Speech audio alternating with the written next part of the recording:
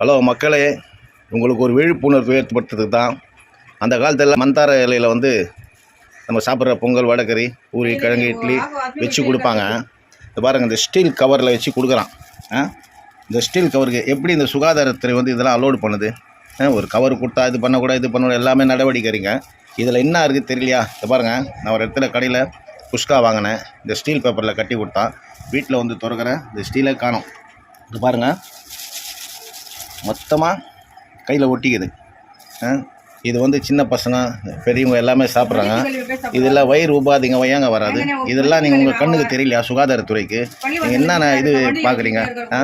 இந்த மாதிரி இந்த ஸ்டீல் பேப்பரை முதல்ல தடை பண்ணணுங்க. ஹெல்த் மினிஸ்டருக்கு இது கவனத்துக்கு கொண்டு போங்க. இந்த மாதிரி தயவு செய்து இந்த பிளாஸ்டிக் கவரில் கொடுத்தானா மக்களே நீங்கள் தயவு செய்து வாங்காதீங்க. மந்தார இலையில் கட்டி கொடுக்க சொல்லுங்கள். புரியுதுங்களா? இந்த மாதிரி இந்த பாலித்தீனை யூஸ் பண்ணக்கூடாது. இதை பாருங்கள், இன்னும் இருக்கிற பிரிஞ்சு